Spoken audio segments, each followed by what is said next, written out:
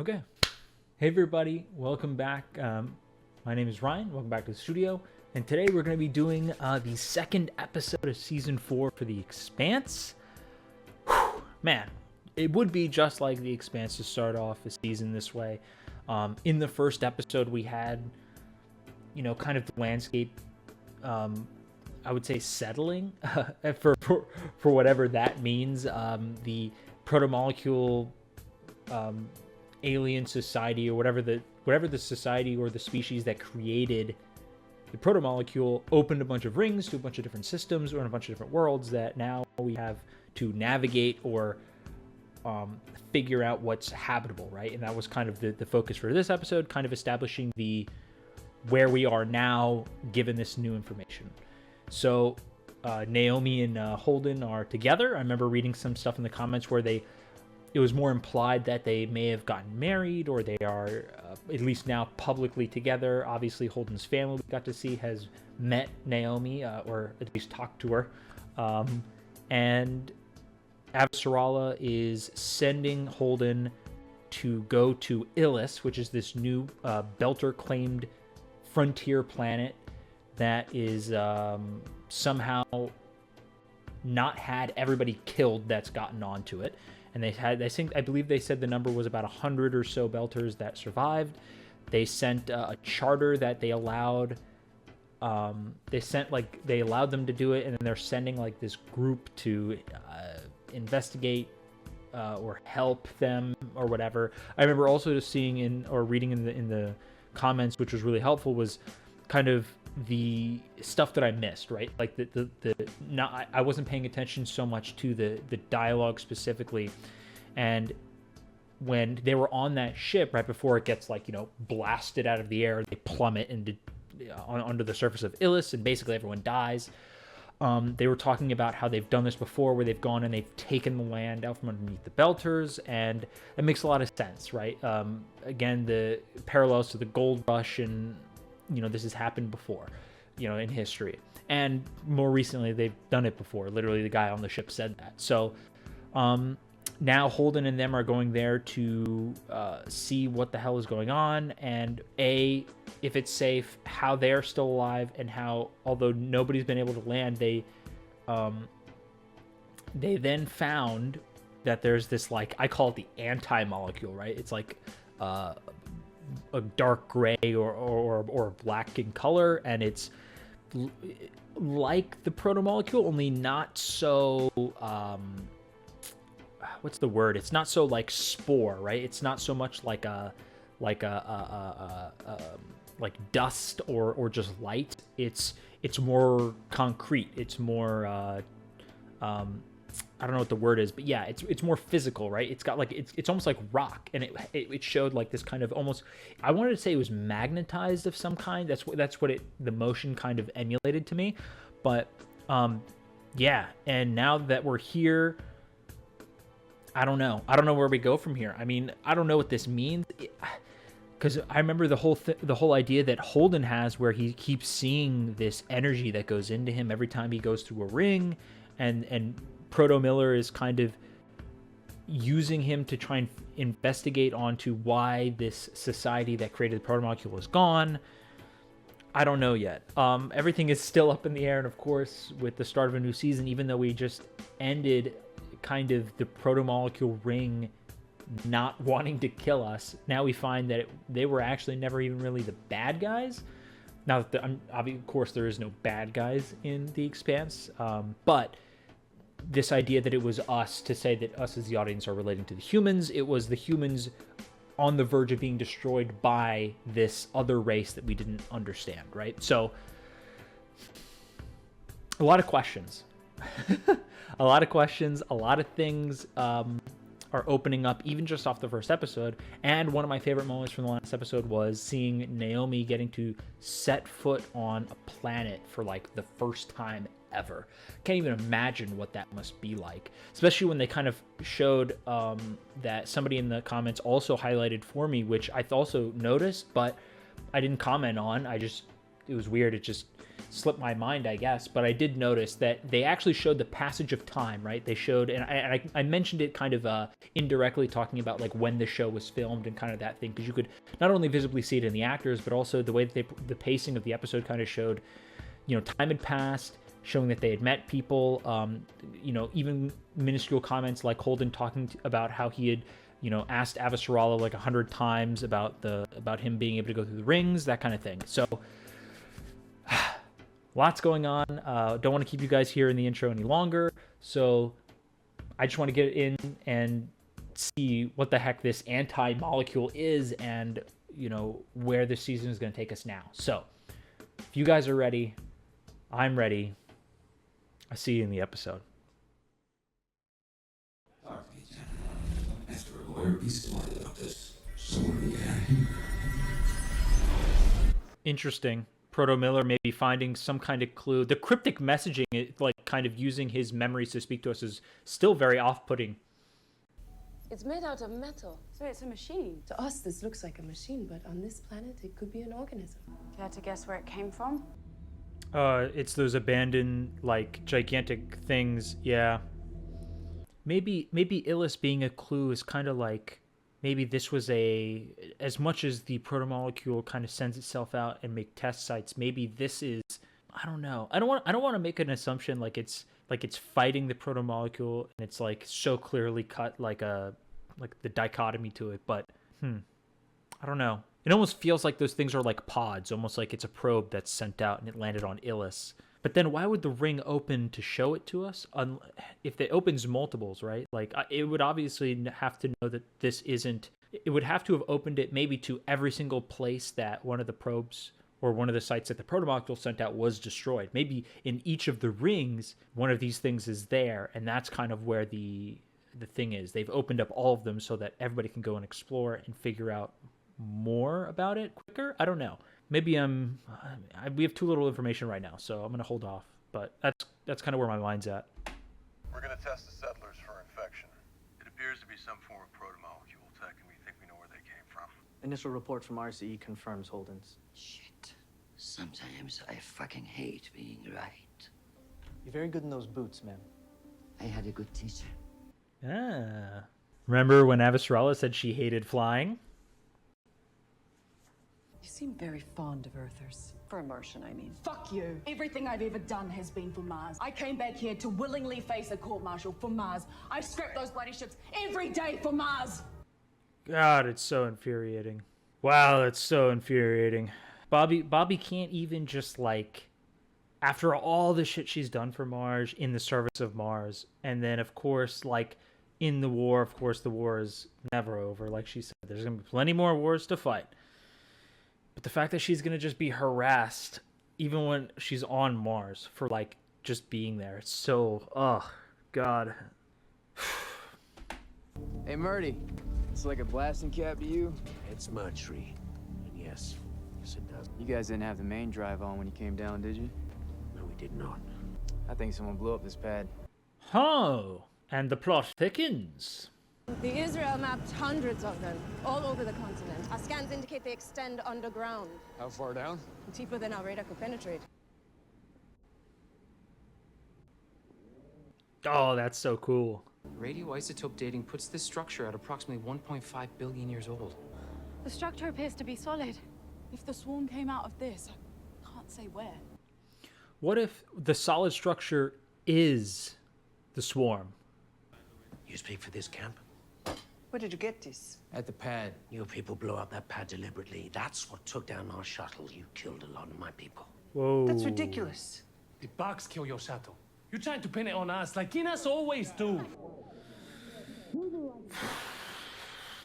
And you have until morning to give me the people that planted the bomb. We will not be intimidated. Either they pay for this, or you all will. I don't know about that one, Chief. That seems a bit jumping the shark a bit, maybe. Gentlemen, We just received this from New York. She resigned. Why? Now they can't fire her? They have no leverage? Now that she's not a part of it, she can do what she wants? Is that Bobby in a skirt? Let's go! Ooh, I like the way it's shot, where she sits first. Who are you? Arjun Avasarala, at your service. Oh, Saving my he's Christian's Arjun? life. Wait, did they switch? They switched actors, correct? Because this wasn't the actor from like season 1 that we saw before. All right, that's probably why I didn't recognize. I thought he was for a second. I thought he was the husband of the Martian guy that killed himself in this beginning of season 1, I think, or in season 1. The guy that Avasarala went over his head and like blamed or pinned it on the Martians or whatever, or got the Martians believing or leaked it or whatever it was, and he ended up killing himself. I thought that it was his husband, but yeah, they switched actors, I guess. And so let us take a moment of silence for Admiral Sauter and all those like him on both sides. Bobby is not believing, I think, her words, and is not liking the idea that everything's just okay. Medina Station continues to exist only by the goodwill of Earth and Mars, and our fleets. Belters would do well to remember that. Lovely. Have you decrypted the nav logs from the wreck? Yeah, boss man, all done. Good, send them to me. I desperately need a shower. Yes, you do. I'm gonna make a tea. Do you want a coffee? Sure. She's trying to be strong for him. Oh no. Ugh.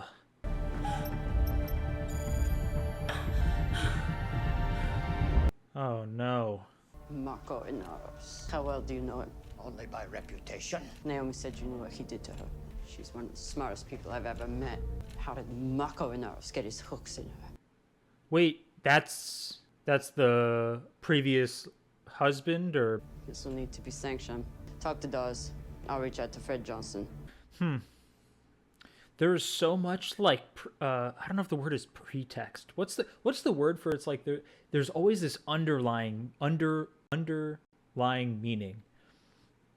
Not like ulterior motive, but like there's this like not I think the word is pretext or whatever, where it's like everything. It's like what they're showing you and what on the surface means, and then there's what it actually means or what it implies. You know what I mean?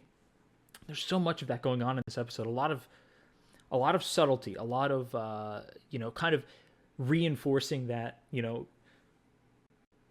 like I don't know if it was Kamina or if it was Ashford who said it in last season, where he talked about like people don't always say what they mean, like Belters always say one thing but then mean another. Can't remember who said it, but it's a lot of that, right? Both with oh god, what was the guy's name? I'm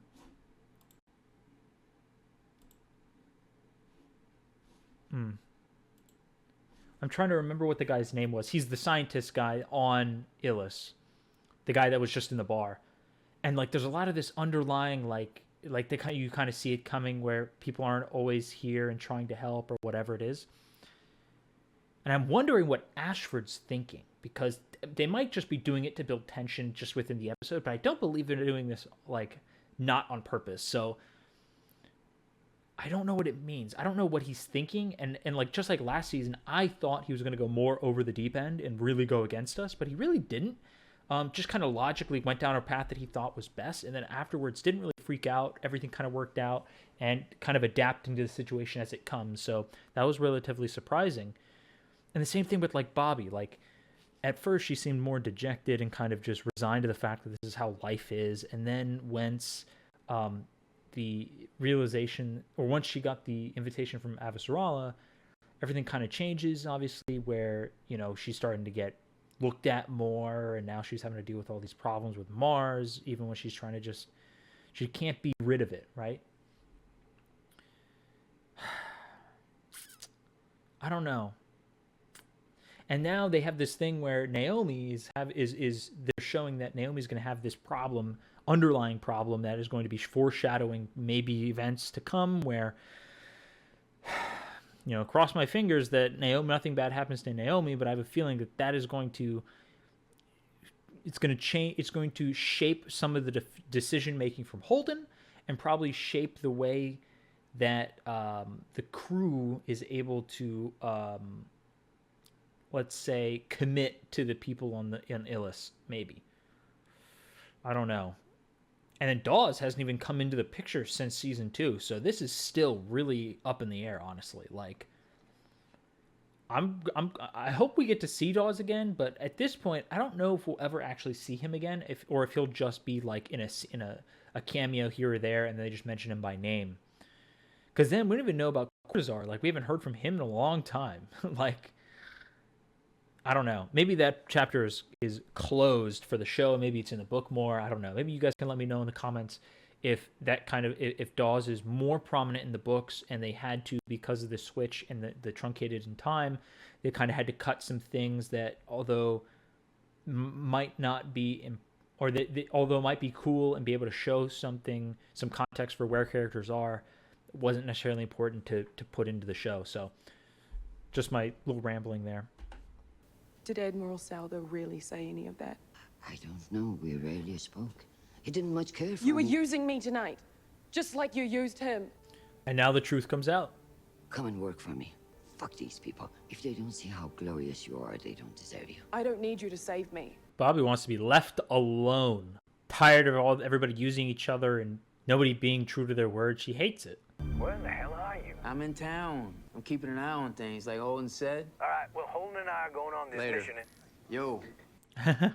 Bullets. Nice. So Amos. That was mine. What else you got? Whoa. Damn. It's late. Of course she's gonna follow. Oh no.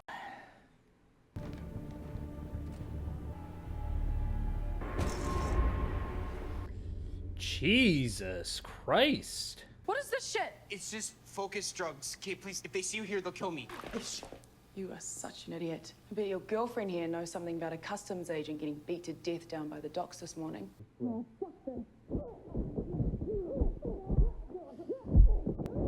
Holy fuck. Let's go, Bobby.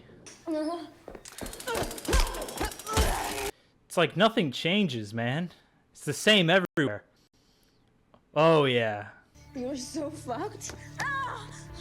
David's out, and next time there won't be a next time. Get up! Hurry up!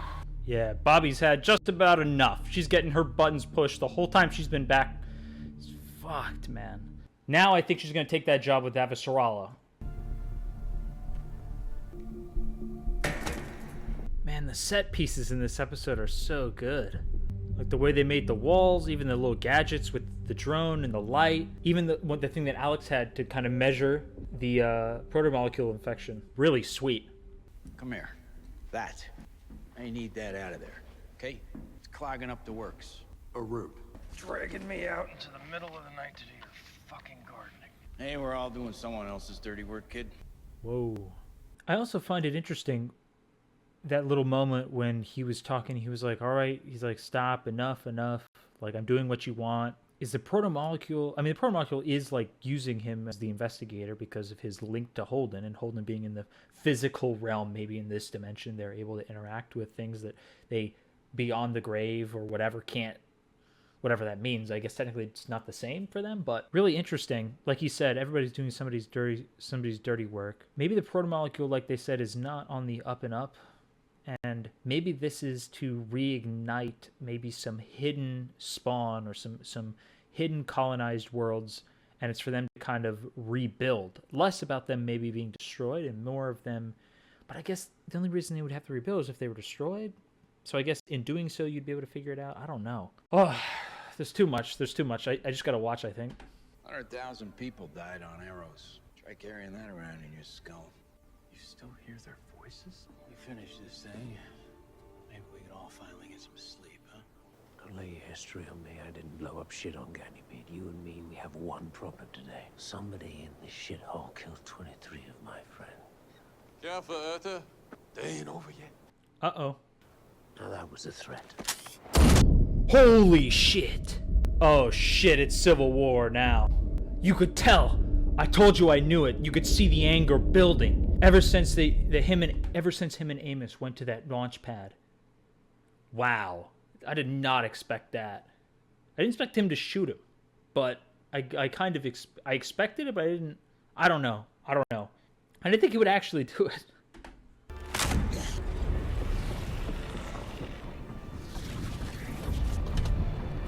I want to get out of there, Chief. Holden? Holden, get out. Oh, shit. Get him out! Oh, you gotta be shitting me. Hold on! I gotcha! Go, go, go, go, go, go, go, go, go, go, go. Oh, fuck. Come on, come on, come on, come on, come on. Come on! Give me a hand! Come on!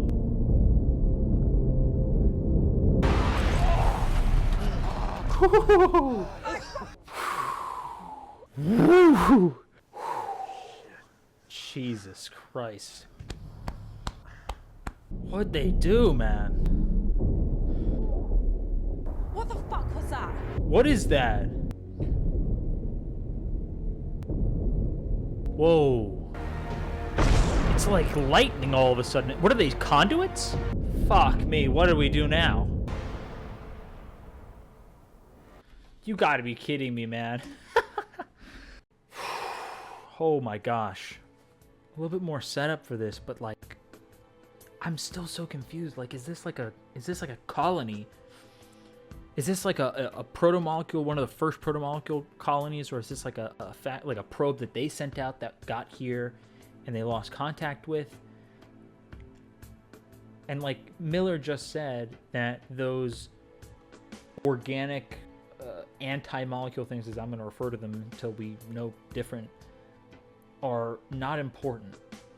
And I wonder if by waking up these, they almost seem like antennas or these like somethings that, I don't know, why the lightning? Why does Miller need to open it? Like, I don't understand.